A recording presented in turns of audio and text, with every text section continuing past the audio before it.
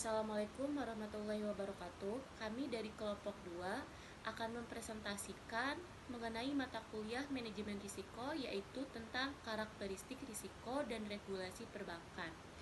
Nah, bank adalah sebuah lembaga yang diberikan izin oleh otoritas perbankan untuk menerima simpanan, memberikan kredit, dan menerima serta menerbitkan cek.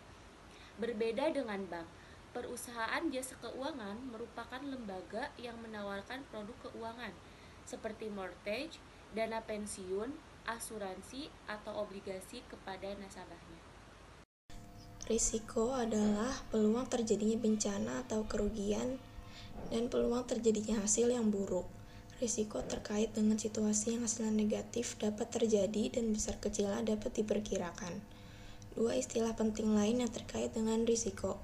Kejadian risiko yaitu terjadinya sebuah peristiwa yang menyebabkan potensi kerugian atau terjadinya sebuah outcome yang buruk. Yang kedua, risiko kerugian. Kerugian yang terjadi sebagai konsekuensi langsung ataupun tidak langsung dari kejadian risiko. Kerugian tersebut dapat bersifat finansial atau non-finansial. Risiko pasar dan risiko kredit. Yang pertama ada risiko pasar. Risiko kerugian dalam posisi on balance sheet dan off balance sheet yang disebabkan oleh pergerakan harga pasar. Risiko pasar sendiri adalah sebutan yang diberikan kepada kelompok risiko yang timbul dari perubahan tingkat suku bunga dan nilai tukar valuta asing. Perubahan suku bunga pasar dapat berpengaruh secara signifikan pada nilai instrumen pasar, seperti obligasi. Yang kedua ada risiko kredit. Risiko timbulnya kerugian yang terkait dengan kemungkinan bahwa counterparty akan gagal memenuhi kewajibannya. Dengan kata lain, ini adalah risiko di mana debitur tidak akan membayar kembali utangnya. Basel I sangat membatasi jenis agunan yang dapat diakui.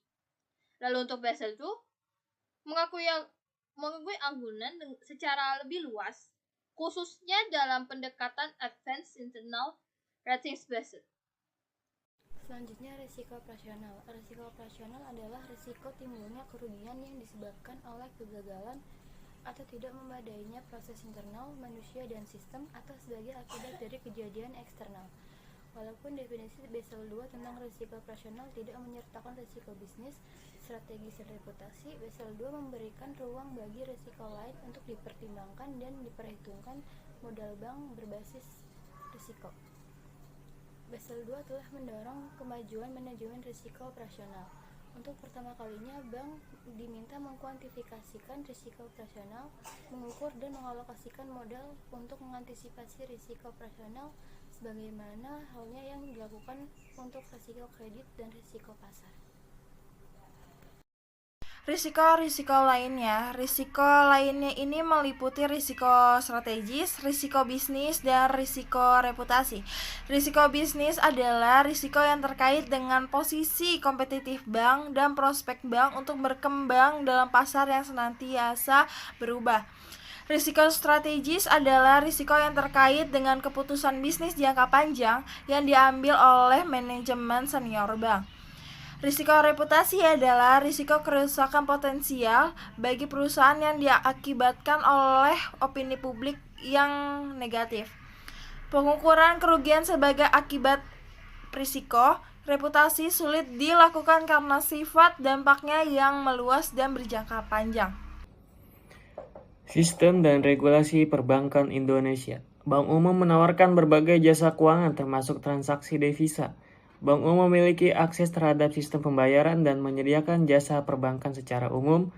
Bank Perkreditan Rakyat atau BPR jauh lebih kecil daripada Bank Umum dan umumnya beroperasi pada wilayah yang terbatas.